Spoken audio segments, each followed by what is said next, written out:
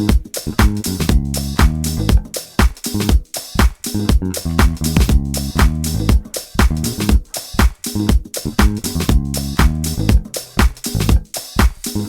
to Everything House Music and More, and my special guest today is one of the legends, the greatest and biggest Chicago party promoter in the history of Chicago, Mr. Tony Bitoy. Tony, what's happening, brother? What's up? What's up? Happy New Year to you, man. Same to you, man. Hey, man, this is an honor. Thank you, Tony, for doing this, man. And it's man, I appreciate this for real, brother. Oh, that's nice. You ready to get into it? Yep. All right. So, Tony, you are one of the Chicago's most successful dance party promoters.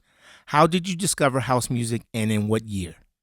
Well, I think Chicago house music, not that I discovered it, it's kind of discovered me. It kind of happened. Okay. I went in, I won't get into the long story of how I got started and all the other kind of stuff, but I was doing the Rainbow, which I got that whole concept from the Roxy in New York, which was a skating rink and everything else. Right.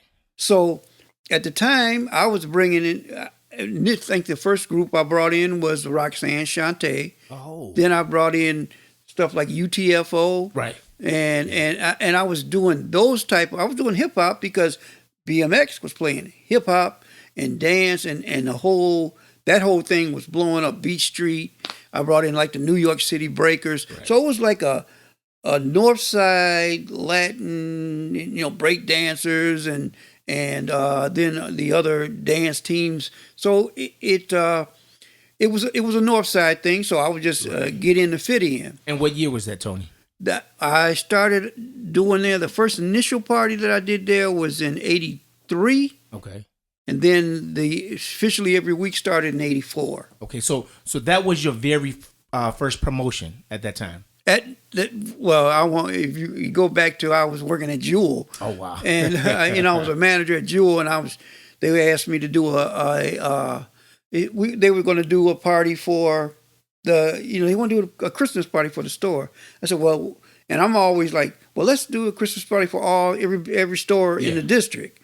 And so I put together this party, rented out Nancy's Pizza. And say we do a pizza party. We're doing a pizza and all you can drink and eat. Okay. And it was just like people are lined up outside and going crazy. Wow. And then I just kind of got enamored with it. But who got me into the party? Okay. Doing parties was Larry Amazing Thompson. Larry Thompson from Lenor. Lenor. Really? He worked in. I was a produce manager. Okay. And he was a cleanup kid in the meat market. Wow. He would come in there at night and spray off, cleaning all the stuff.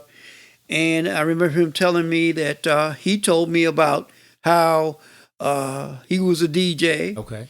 And how about these parties, and they're making so much money doing these parties. Okay. And I asked him to see. Well, let me see. And he showed me a flyer, and it was at Da Vinci Manor. Wow. And it was like him and like Rick Lenor and all of them on a flyer. Right. And he said, and I looked at it and he said, yeah, they making all this money. I'm just doing math. Yeah. I said, how many people? He said, there's 1,000 people. And I'm saying, well, $5 a head. Right. That's $5,000. Yeah. And then I said, well, how much to rent the place? I'm going numbers in my head. In your head, right. And he said, oh, no, you can't. I don't know. And then he said, I don't know how much it would cost to, this kind of printing and stuff. Right. And I said, let me go to one of your parties. I went there and I saw it. Okay. And he said, no, these guys got it sewn up. You can't, they won't let you do no. I said, how? Let me. He ain't going to let me do shit, And I said, and he said, no, he was Cousin Danny, Mr. Felton, all of those promoters from the west side of Chicago. Yeah. And so I looked at the posters. I said, this is easy to duplicate. Okay. I said, it showed where you got it printed at, Larry the Printer. Right. Over there on Lake Street. Right. And then Kentland, Indiana for the big posters. Right. And how much does this wire cost? I'm just doing math. All in your head. That's all I do because I'm a marketing guy. I worked at Jewel. I know about scheduling and everything else. And I said, well, I called Kentland. I called in how much are posters. And then I went to found out where they got the wires. Just a warehouse, tie wires. I said, you can do this. How much it costs to rent the place? Can do. This is not impossible. Yeah. And he said, well, no, you can't, man. You don't understand. I said, what's there to understand? I said, you try this. So what it was, I went and I saw that this thing could work. Right. And I said, first, you need a place to do it. Yeah. And that's when the movie Beach Street and the stuff that it came out. Okay. And I was that had already to be in late 80s, correct? No, early 80s. Early 80s. That came out in 84. Okay. Now, but I was already a skater. Okay. I skated since the 70s. All right. And I was like the Loop, Markham, Maywood. I was a skating guard, all of that. So that's what I knew. Right. I knew skating. So so people think that I was doing the little parties for the stores. And then I started doing skating parties before I did anything. Oh, wow. So I was doing roller skating, the whole thing. I hired... now, was this at Rainbow? Or this was at Rainbow. This was at Rainbow, okay. I hired Banks & Company, Doug Banks. And Lee Michaels. Wow. I was the first one to go on radio with this. Okay. And I said, I got the place, did it on an off night. And you ever see 800 people roller skating is impossible. Right. When they showed up, I got the place for $100. Wow. They said, well, and then I bought radio. Nobody ever buy radio, right. And stuff. I bought maybe $500 or $600 for radio. Okay. Paid them, and then I showed up, and I had on a white tux, with the whole thing. And I'm skating, and I had my covers on my skates with red cummerbunds, and Doug Banks, being Doug was great, and but they were in such shock at the Rainbow, that because they only had one person at the concession and one person at the front door, no security. Okay, and all of a sudden, this is on a Monday. Right. This was on a Monday. Okay, and they were so overwhelmed. They were calling people in. And they said, well, after that, it was so successful that they said, well, you want to do something else? And I said, well, this is a big ass place. It's a big place. Right. And then the skating rink, they were doing the Roxy in New York. Right. So that's when I said, well, I'll go to New York. I want to see what's this dance thing going on. Yeah. So I flew to New York. That's when Jazzy J and all of them, they were out there. Right. And it was wild. It was wild. They said they turned this skating rink into a nightclub. Uh-huh. And I said, well, I can do this in Chicago. Wow. So that's where I came up. And Saturday, believe it or not, back then, Saturday was their worst night at Rainbow. Really? They were doing Saturday night. Now, they had all the kiddie stuff in the afternoon. Right. And then they had that Sunday skate. But Saturday was just a terrible. So I said, give me Saturday. We'll split the difference. And I'll do the promotions and stuff. Right. And I came in there, did the party, did all the posters that we did, the wiring, and hung up. But I was promoting on the west side. So initially, the first crowd that came in here was a little bit blacker. Right. And then I started seeing all these Latin kids around there. So I got to mirror this. Yeah. And then I started doing, the hip hop stuff. That's what they say, bringing in Roxy. Yeah. I think she might have been 15 or 16 at the time. And this was still at the Rainbow. So yeah. So that's how your relationship got developed at the Rainbow. At the Rainbow. Okay. And I came up and it started doing acts. Okay. I said, I got to do this every week. And I'm still working at Jewel. Right. At the same time, I got profit sharing. I'm doing, everybody thought I was crazy. Yeah. And people thought that the Corvettes and all this other kind of stuff that I had came from parties. It was your job. I was already doing that. Right. I was doing that already. So at the Rainbow at the time, who was there in a DJ there at the time? No, they were just skating DJs. But then I brought in, on my nights, it was Larry Amazing Thompson, right. Rick the King Lenor, and Eric the Wiz. Really? Those were my DJs. Wow. Those were my DJs every week. Okay. And then I started doing it. I started bringing acts in, but they were all hip hop at first. Right. And then they asked me to help out with the Fresh Fest, with the Run DMC and all that kind of stuff. Right. So that's when I had and then all the guys were helping out with it, and that I always tell that story of how back then everything was the way they set it up, the shows, it was a record, DJ, and it was no this track and this was like for real. Right. The track was live. Yeah. Everything was live. Yeah. And so Jam Master Jay, they didn't wait for the limo to pick them up. Okay. They wanted to come over to the venue, which was at the UIC Pavilion at the time, and he left the records in the cab. Oh. And you know all the stuff is marked up. Yeah. And I'm going. He goes, man. Jay turned over to Ron and said, man, you get my records? And I remember this like it was yesterday. He goes, I ain't your nigga. And he goes, and then we tried to call the cab company, couldn't get him, and we had to hit Eric the Wiz. Went back. Eric Sexton. Eric Sexton. He went back to his house, got his records. Anything would run. Right.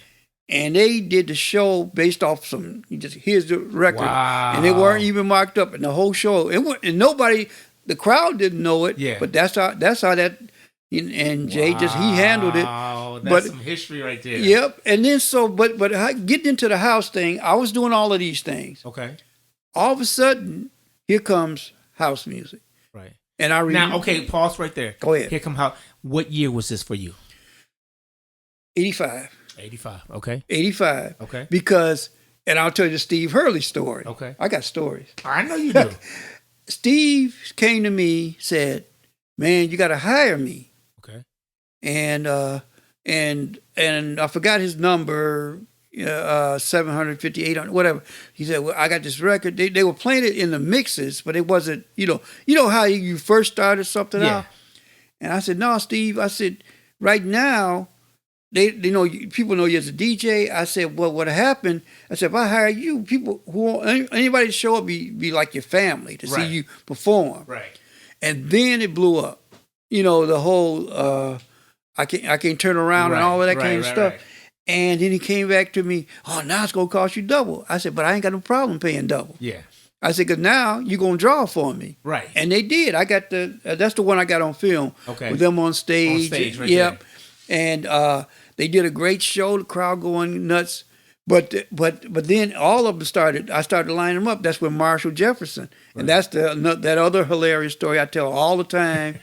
When they showed up and they performed. Right. And they showed up in these Temptation sequence jackets. Okay. And when they were doing their moves, it was a Temptation walk. I said, this would move your body. And I tell people, there was no template for house music. Right, it wasn't, not at all. And nobody knew what was going on at the time. So they did what they knew. Right. And so he came around, and then it was the floodgates opening up. So, but the problem that I had, and this is no disrespect to all the acts of the time. Right. Great show with Marshall. Right. And Steve. Right. But the lead. I don't want to leave my boy out that was singing the lead on Marshall stuff. Oh, Keith Nunley. No, Curtis McLean. Curtis McLean. Yeah. Because I know he always gets kind of yeah brushed over.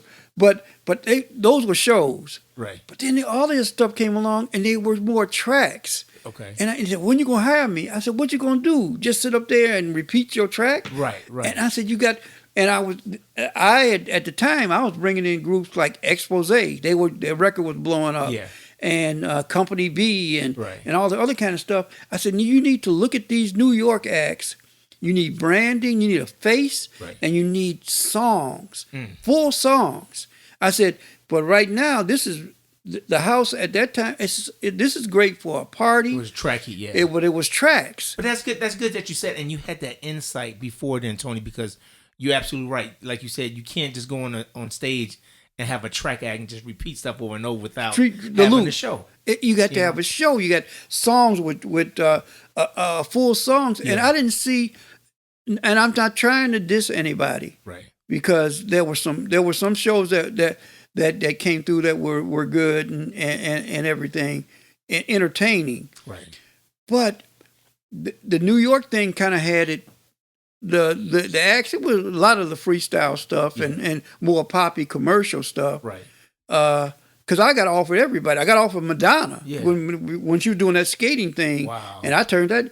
I turned that down. I said, "Oh, this ain't gonna work," because it was kind of too vanilla for what I was doing. Because I was north side a little, right? And I said, I need that hard hitting stuff. Yeah. But I wasn't that smart to understand that the commercials, the money is in the middle. So going back to your parties, Tony, you really incorporated the house scene into B-boy, hip hop, and freestyle all into like one night. Was that very difficult to do? Nope. Not at all. Not at the time, because we had a different vibe. It was the north side. Okay.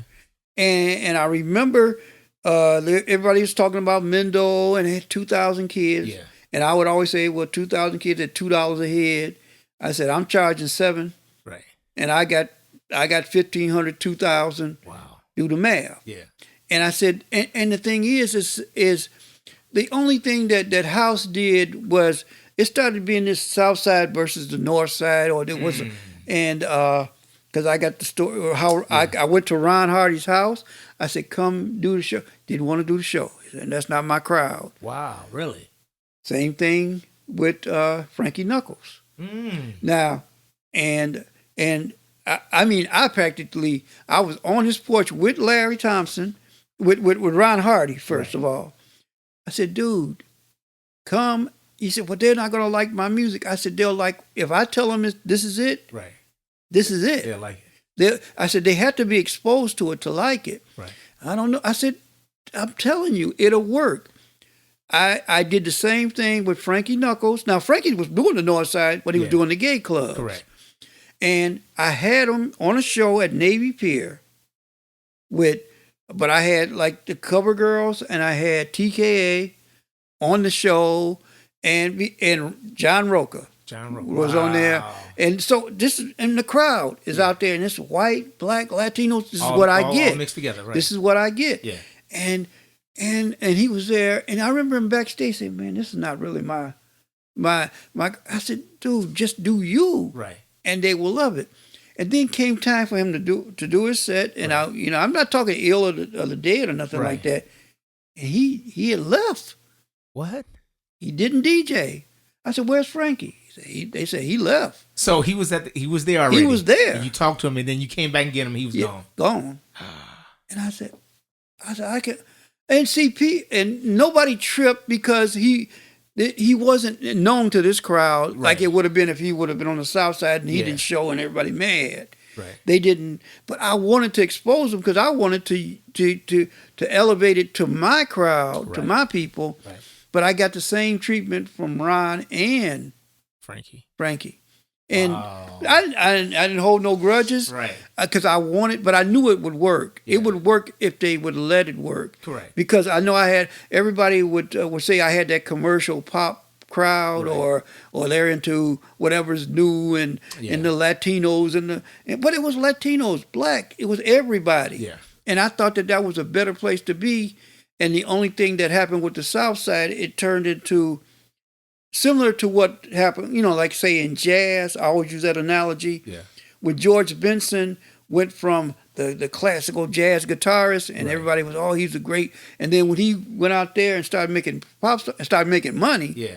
They tell him a sellout. Sellout. Yeah. And I said, and any genre of music, when you try to say, well, that is not this. I got criticized for when we did the Kings and Queens of House music. Right. I was getting flack about C.C. Peniston. Wow. I said, "Are you kidding me?" I said, "Well, and these are message boards. People, that ain't house." Yeah. I said, "Dude, it is. C.C. can blow." Right. This, and with the tracks that the stuff that Steve did. Come on now. No, that's true. But that goes to show you, Tony, that you were a visionary way before time. You was before your time because you brought a whole genre to different masses, and that's what they're doing now. Incorporating everybody, and that's what everybody wants to be on that type of stage and that platform now, where they have all those people partying and enjoying themselves. Yep. So I give you credit on that, brother. I'm sorry that didn't work out, but that's history, though. Let me ask you something. You've been exposed to a lot of DJs over the years. Mm-hmm. Are there any DJs you feel got their break playing at your parties and predicted that they're going to be big or got popular at some of your parties? Got popular Well, see, I stuck to my guys. Okay. Mike Mike was Hitman my Wilson, DJ right? hitman for what, decades. Yeah. Even before that, even with when I started, the only reason that L&R, because they blew up. Yeah. And they went and they were doing Europe, and so I had to bring in other DJs. But I was like, they were my DJs. Right. They were my guys when they went over to Europe. I never could get Larry to perform in Chicago though. Really? I said, "Come on, Larry, you do the show in Europe." Right. And I think it was because he was known as he's Larry over here, but he's like over there, and he didn't know what type of response. Right. And even the funny thing was the show that Ralphie the Raz did. Ralphie Remember when he was singing? Yes. And he great house and he can DJ and stuff like that. But when he did Puerto Rican Lover, I had girls screaming and going, baila, right? But that was like I said, this is all a part of everything. Yeah. But I did do the people that had good shows. We had Mr. Lee and all of that. Tyree Cooper. Wow. There were artists that had songs and they got out there and they did their thing. Right. And stuff. I wish there were more. Well, no, that's good that you loyal, man. You stuck to your people, man, and that's good to see, man, that somebody's still doing that did that back in the day. My DJ stayed with me. Yeah. All of my DJs that I stayed with stayed for years. Yeah. And the thing is that in the club setting, right, I never believed in that 10, 15, 20 DJs. Because there's no continuity. Nobody knows what the next guy is doing. There's no programming. Yeah. And so and this is not a battle of the DJs, it's a battle of the DJs. Right. I did some of the greatest battles of the DJs. We're going to go into that's where I wanted to go to. Which one? Hold on, just start right there. I don't know. You're associated with some of the largest battles ever. Which one stands out to you the most? Oh, of course. And who won? Here's where we're going to go into it. Yes, please. The New York versus Chicago Battle of the DJs. Preach on that, please. The first one, 85. 85. And now when I put this together, because I had Jazzy J and Africa Islam. Yes. And I said, you guys got to that's when they brought Charlie Baby Rosario. Okay, Charlie Baby. Yeah. But I didn't know who he was. I said, you guys got to give me a DJ. Wait, Charlie Baby was a battle? In the battle. Get out of here. You see, nobody knows that. No, I know Charlie. We worked and everything together, but I never knew he was a battle DJ. Yeah, he didn't know it. He didn't know it. They didn't even know it till they got here. Right. Now, this is me being a promoter. Okay. I said, I want to do this. So I think, what did I have on there? Farley, Julian, and Steve Hurley. Steve, yeah. With Chicago. Right. Now, okay, I'm bringing the noise over here. Yeah. Then I got Jazzy J, just right off the movie. They say, like that. They said Africa, Islam, Zulu Nation, all of that kind of stuff. And then they brought Charlie Baby. And so I didn't know who Charlie Baby was, but here you go. I said, well, that's New York. But they didn't know it was a battle. Now, how many people did you have packed in there right now? Oh, shit. It was 4,000 people in the building. Ooh. And probably another 4,000 outside of it. Wow. Because the city had to bring in the city. I didn't, because I didn't even go near the front doors and stuff. But they had the horses. Okay. And they brought the mounted police out there, and they had to block traffic because it was just. I remember because I came from the north side. I came to the party. Right. I was driving down Ashland. Yeah. Because Lakeshore Drive, I didn't want to come down from Lakeshore Drive, so I jumped on Ashland. I was driving, and I remember I saw people in line. This is an hour before the doors open. Right. This is on Ashland. This is 2 blocks. It was a 3-block long line to get in. Right. And back then you tried to sell tickets in advance, and I did sold some, but every day was walk up. Yeah. Yeah. And so it was this crazy line. I said, "What is this?" And I drove around I said, "Oh my God!" Right. And I said, and then the police are coming around and everything and want to know what's going on. Okay. And then they started blocking up because the traffic was getting all ridiculous. Right. You get in there. Now I'm doing everything visually in my head for this battle. I set up 12 So it was so it was 12 turntables on stage. Yeah. And it's set up on a tower, and I had this level, it was like a pyramid. Right. And at the top, they did a ramp so Farley could be up there. So I'm looking at marketing. Right. And so, because Farley was the king, and all that kind of stuff at that time. At that time, right. No, it was King Farley. Go get it. Don't get me started. So I mean, this is a crazy crowd. I mean, it's the anticipation was crazy. Yes. And when they got up there and I was announcing all the DJs and Steve Hurley and Julian Perez, and I mean, this crowd is just going crazy for both sides, everybody. And then we played the track, Farley. And he could walk it up the ramp. And, my goodness. He'd do it, And I remember I'm standing up there next to Farley, and he go, man, this is DJ heaven right here. But the stage was doing this. Ooh. Because I did all this stuff in my head. I said, we're going to do this, we're going to do that. So, but we went through with the battle, but what it was, they didn't know it was a battle until they got here. And they said, well, but they went with it. Yeah. They went with it. Yeah. And then what it was, and Julian did the handcuffing behind his back scratching, and Farley put the turntable on his head. Right. And but what won, in my opinion, yes, and in the crowd response, yes, when he went into scratching Jazzy J, they was, oh my God, because what we heard on BMX was wiki, wiki, wiki, right, wiki, wiki, because it was so new. Yeah.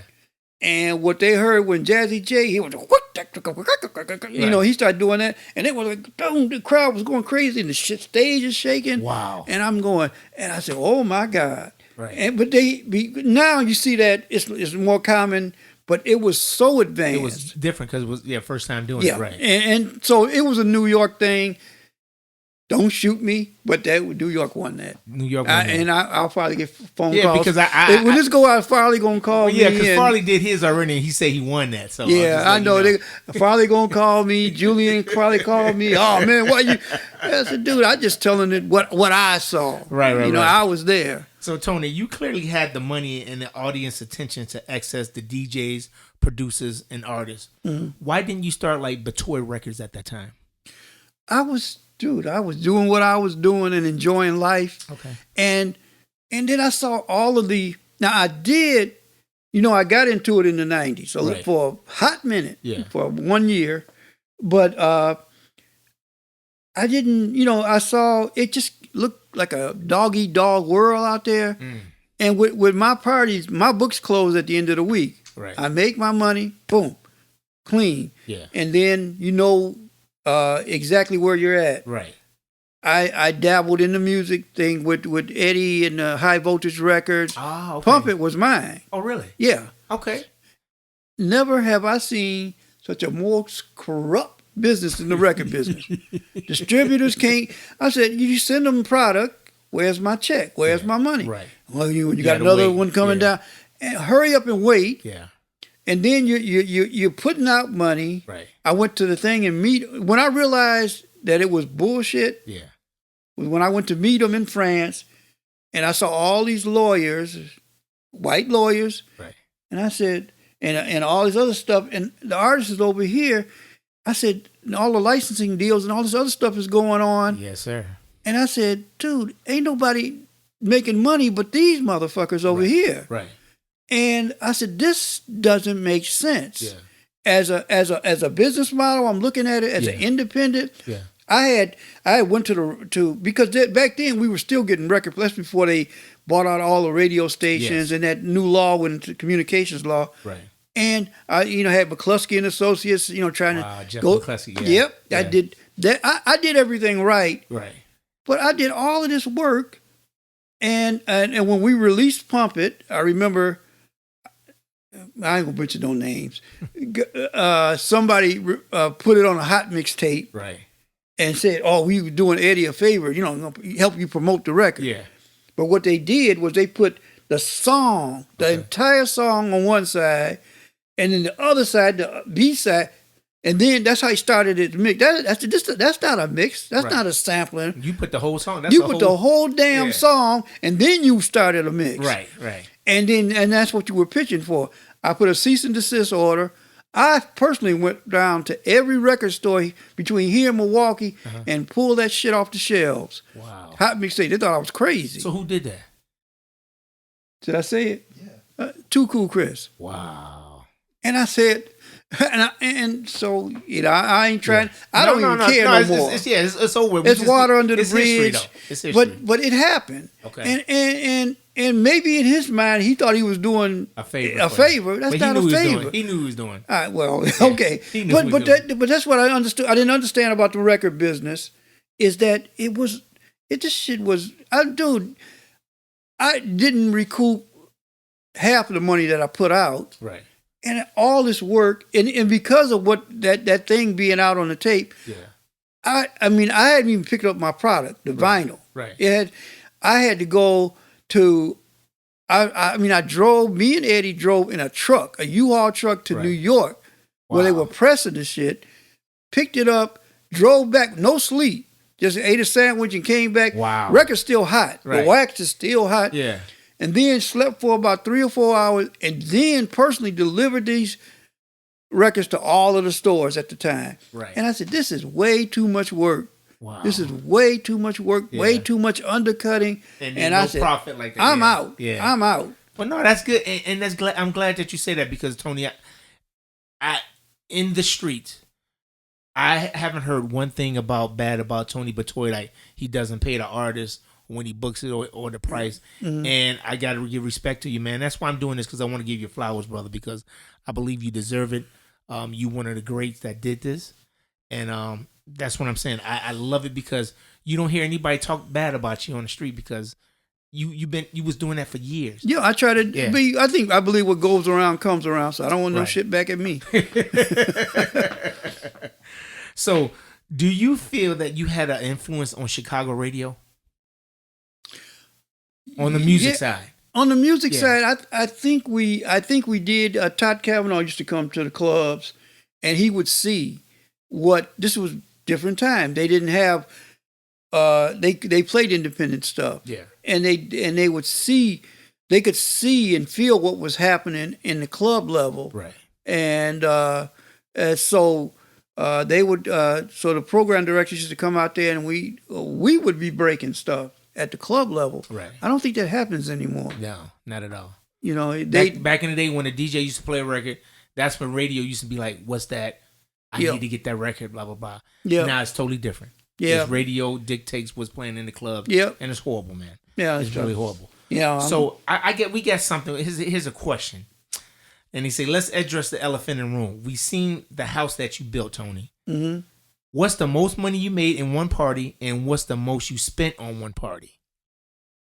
The one that I'm doing now, but that's not a party. That's the concert. That's a different animal.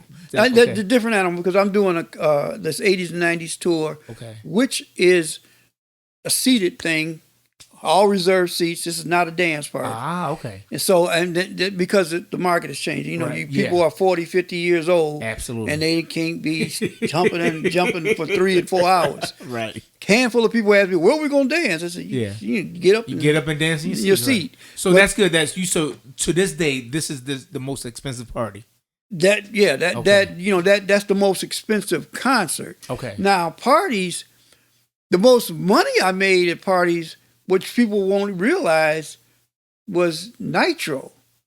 Not any of the old stuff. The most fun I had, the greatest parties were at China Club. Okay, that's what I was about to ask you. Yeah, the greatest. Yeah. Now, but I was getting a percentage. Okay. I was getting a percentage. I had a complicated deal with percentage of the bar, right? And I had percentage of the bar, the door, and not. But we had I took the place that was failing. Okay.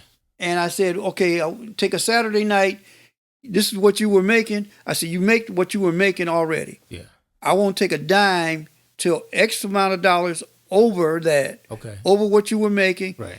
Then I want my, 10, 15% on that. Right.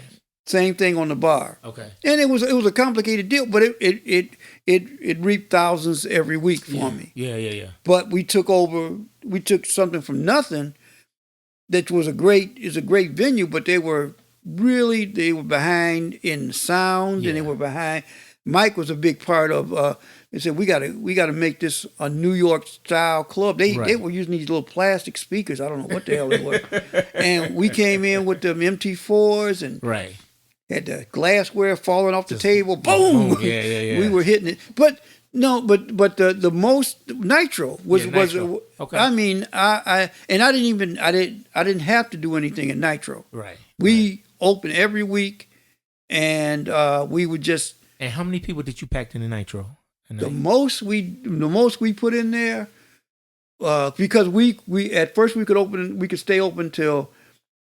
We stayed open till 6 in the morning. Okay. 6 in the morning because it was out in Stone Park till they changed the law on us.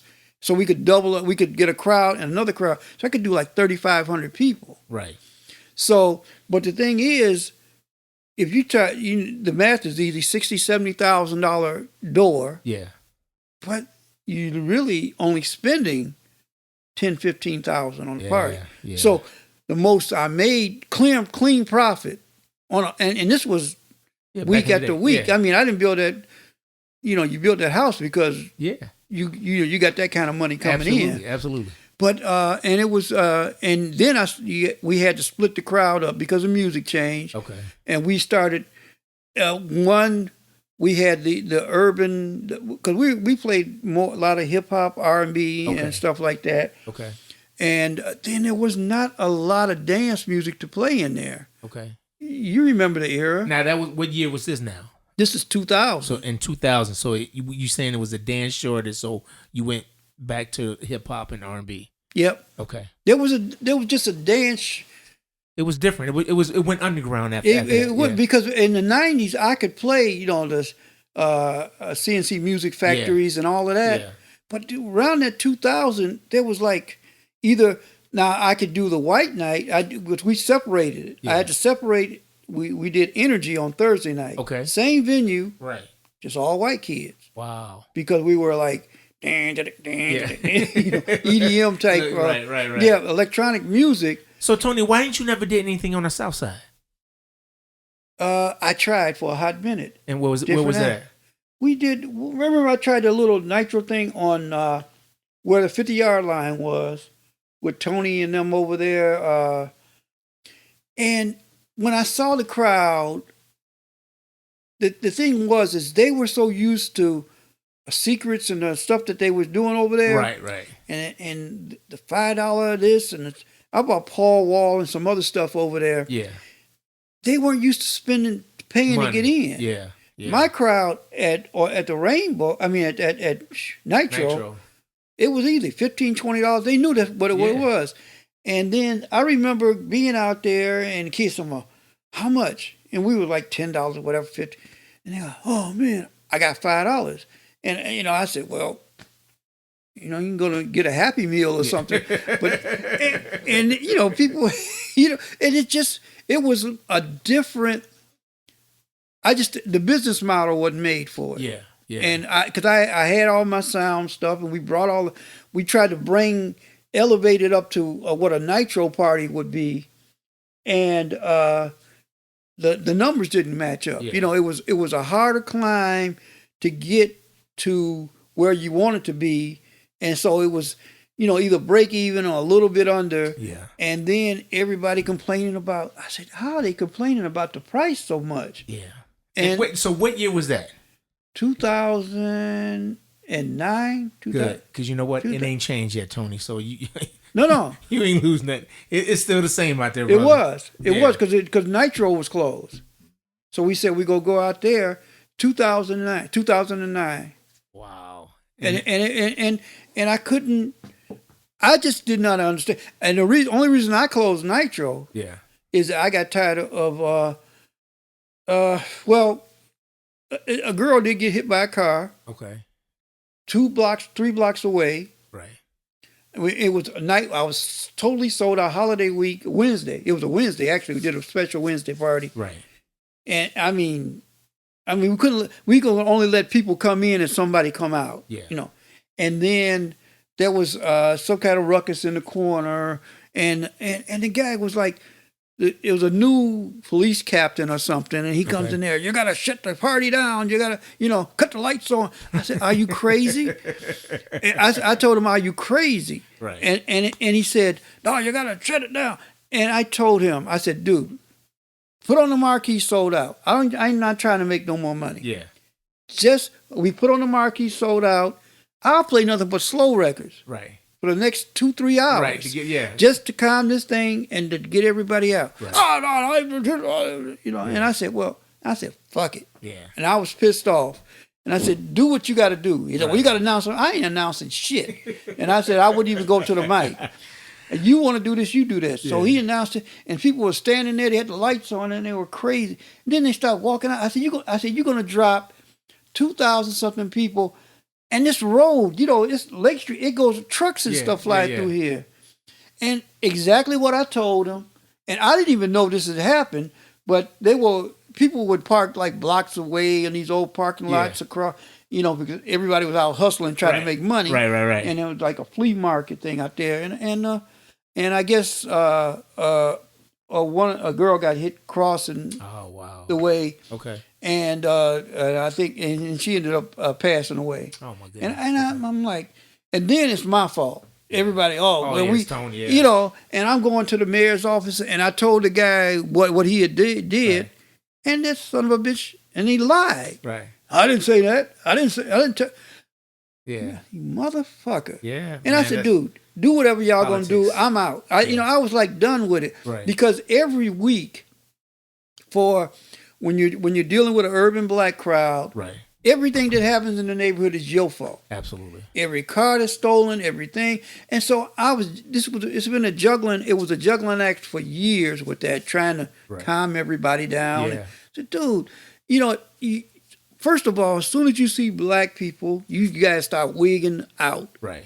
And I said, not every black teenager is a black teenager. Not every black teenager is a gangbanger. Not every black teenager is bad. Right.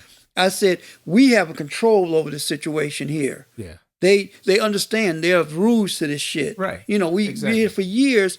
I said, but you guys want to come in and be like, bat them over the head and stuff. I said, there's a time and a place for anybody that's totally out of pocket. Yeah. But they just never knew. They were scared. They were scared. They were scared of that of the urban black crowd. Yeah, and that's how it is, Tony. So, it's that way everywhere across. Yeah. Every city, it's the same crap, and there's plenty of money to be made in it, but it's you have to deal with that. And I think we had some of the best. I did a Nitro reunion. Okay. 2 years ago, right? Okay. All these people are 30 something now. Yeah. Sold out. Absolutely. I mean, great. I mean, we play. I told all the DJs we play nothing but that era. Right. We staying in this lane. Yeah. What we were. Absolutely. And they loved it. Yeah. They loved it. All these people grown now, teenagers, 30, 40 years old, sold out sold out in advance online. No, wow. And the thing about it was, I get there and who's at the door? Stone Park Police.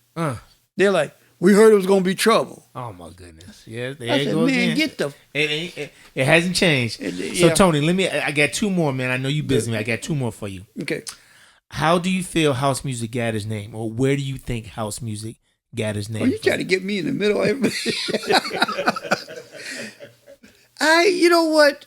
I was over here. Okay, like I said, I'm doing my thing. Yeah. And I was like, well, what does it mean? I kept saying, when you say house music, does it mean like it comes from a house? And nobody could ever tell me. Okay. And I just knew that it was soulful. Yeah. In my opinion. Yeah. And I used to always have to tell my DJs, when I had my Latin DJs on there, because they want to try to pitch everything up. Okay. Right. I said, come on now. I said, this stuff has you taking all the soul out of it. Yeah. If you want to play that, right. Play that. Play, feeling hot, do whatever, all that stuff. But I said, let this music do what it do. Let it do what it do. So at the time, you really don't know where it came from. I didn't. You know, they just came with this is house music, and then and to this day, the Latin crowd calls stuff house that's not house, and a lot of people call stuff. I said that's not really house music. I just see how the stuff that I see as house music, the stuff that I like, the stuff from 10 City and stuff like that. Right. I feel, you know, that's house music to me. Okay. No. And hip house is cool. Yeah. That's a variation of house music. Right. But the true, like the house music sound to me is disco to the next level. Okay. Because I grew up in the disco era. Right. So last question. If you can throw a party right now and nobody's going to take this to heart or anything, who would you get as your top DJs and name them in that order? Oh man, you. No, I'm just saying. Nobody. I want Tony Bitoy favorite DJ that you feel that this is who you want. Okay. There's what the crowd would want. No. Because of what I'm talking about what Tony Bitoy wants, like your favorite top 5 DJs. Okay. Now there's Mike, because Mike's been with me forever, Wilson, right? And he understands. Right. He understands exactly the program. Yes, sir. I'm gonna reach back and I'm gonna say Jungle George. Okay. Ooh, yeah, Jungle George. Jungle George, same thing. Okay. And the reason I get into the older guys is their library of music and the knowledge that they bring to it. Right. A kid that you probably nobody ever talks about is, for me, and this is my experience, This is your experience? Tony Kano. Tony, wow. Because Tony he's a team player. Yeah. When you said you know what they need from him, because for a club, you know, this is not for. I'm not if I was doing a club. Yeah. Okay. That the reason that I talk about those three is that it's a continuity and an understanding and a working together as a team. Now, other people can duplicate it with their DJs. Right. Now, if you know, like, so a South Side promoter would take their three that for the same reasons that these DJs will listen and understand your philosophy, what you want from a club, and then make it happen. You go into and then if I go into the house thing, I've always have a thing with Mike Dunn. Okay. Mike Dunn was the same way. I said Mike can play whatever. Yeah. And he can come in there and he can be the houseiest house, or he can be the poppiest pop. He can do that. Yeah. And that's what gets me going. And I preached that to Mike about the young kid DJ Metro. Yeah. Because being able to jump around and go from genre to genre.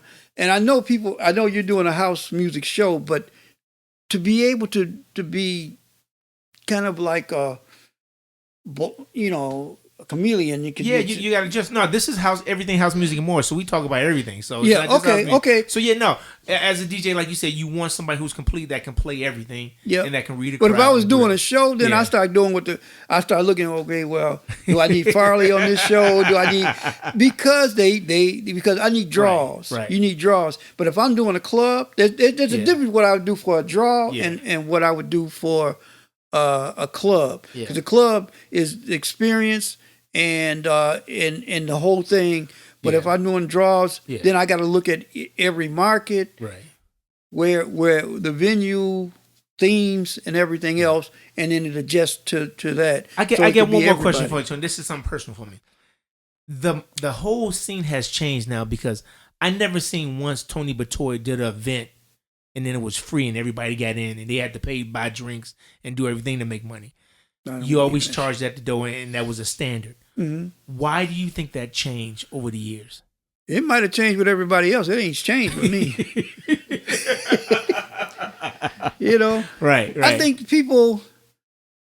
Because everybody's complaining like, oh, they don't want to pay $5. They don't want $10. I'm like, it's don't 2020 come. something. We in a new century now. And I tell them, don't come then. New decade. I'm sorry. You know, and you have to, you have to, as a club, if you want to be a club, if you that thirsty and all that hustle to get somebody in and well, get them to buy a drink and then, right. You know, do better. Yeah.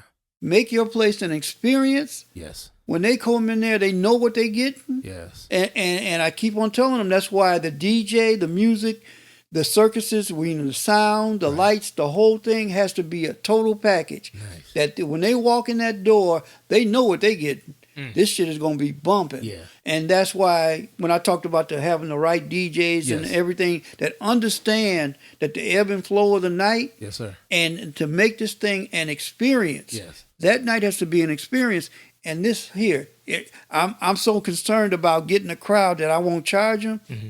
And if you charge nothing for your party, that's what your party's worth. Nothing. Wow. That's my philosophy. That's been my philosophy forever. Wow. That's good, Tony. And last one I want to throw in this because I'm doing this 80s and 90s concerts. Absolutely. And this thing is selling great. Okay. And stuff like that. At first, there were people said, "Well, you're charging too much. How can you do this?" And because the tickets range from $39 to $200, right? Right. And where you sit is where you sit. Yeah. You get up, just like going to a game. Absolutely. You up front, you got the $200 seats. You got sir. up there. All the experience. My job is to make the whole experience great. So I got the projectors and the cameras. Yeah. So if you're up there, it's going to be a great experience. Yeah. It's going to be a super experience down here. But when I was going over it with with my investors and everything else. And I said, well, man, you think they'll play? I said, dude, I'm doing the math. And this is the last thing that I'll say to any promoter, any business person out there. Yes. People lie. Math never lies. There you go. If it costs $150,000 to do this show, you better be at 50%, $150,000 at 50% of ticket sales. In anything that I do, you have to be. Because the model, otherwise it don't make sense. Because when they come in, well, you can charge this, and I said, no, you can't do that. Right. You cannot do that because you'd have to be at 75, 80% before you saw $1. Yeah. That's not good business. Right. And if they don't want to pay for that, then maybe my product is not good enough. Yeah. I said, so you got to put the price out there because you're paying for this. These groups, Lisa, they're not doing this shit for free. Right. Nobody's doing it. So they got to understand there's a value to it. Right. And the other thing that if people that do this undercut and 5 tickets for, and all of that kind of hustle type stuff, trying to get people to buy, that's a desperation move. Yes. And when you put a cheap ticket on there, they say, well, this must not be, if you go out there buying a car and you say, this prices don't make sense. So you understand, That's some gems, Tony. You're dropping some gems, brother. Yep. So that's it in a nutshell. So go ahead and promote the 80s, 90s party. Yep. When is that coming up? April 19th. Okay. At Rosemont Theater. Okay. It's got 10 acts on it. It's 80s, 90s, kind of like a little bit more of a mainstream. Lisa, Color Me Bad, the Jets. Actually got big response on the Jets. Yeah. And but then I got a lot of the freestyle acts that they like with Sweet Sensation, TKA, George Lamont on the show. I got 20 Fingers, that new girl that they got, Nia Jules. Yeah, she's on there, and I got Lime on there for that going way back. So where can they go buy tickets if they have to? Ticketmaster. Ticketmaster, you guys. Or TonyBitoy.com. There you go. Tony, I want to say thank you so much, brother. I appreciate this. I love you for doing this, man. I love you. You dropped some knowledge to a lot of people, man, and you've been in this game for such a long time. 40 years. Man. 40 years. I've been in there 40 years for real. Okay, 40 years. So, as a matter of fact, let's touch on that right quick. This year is the 40-year anniversary of house music. What do you have to say about that? I think, it's close. It's close to 4. Well, I told you, my experience with house was 85. Yes. Oh, and I got to sneak this one in. Go ahead. My experience, because I saw, when I saw the infancy of house music, yes, I saw it before, because when Lenor was doing it, Work It to the Bone, right, he was bringing these little tracks and bring a whole reel to reel. Yeah. He said, "I'm gonna play this," and he would play that, the tracks, and the kids would respond to it. Yeah. And I did one thing at the Aragon, and Steve Hurley brought the track to the real, yeah. What was it? I can't turn around. Right. Yeah. He just played it. He just played it on a reel. He brought the whole reel there, right. and they went nuts. Yeah. And I said, "Dude, you got a hit here." Right. But it was no music. There was no vocals or nothing to it. It was just he just played a loop of that, and he said, "Oh." I said, it'll work, but and it's easy to test market. You got 4,000 or 5,000 people sitting Absolutely. in front of you. Absolutely. But I saw it. I saw it in the '80s.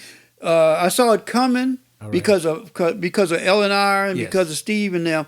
But I saw it coming down the pike, and but '84. Okay. So it is 40 years. It is 40 years. Okay. Yeah. All right. Good. Okay. Well, once again, thank you, brother. I appreciate it. Love you, Tony. Thank you for doing this, man. Taking the time out. I appreciate you, brother. Okay. Peace. Later.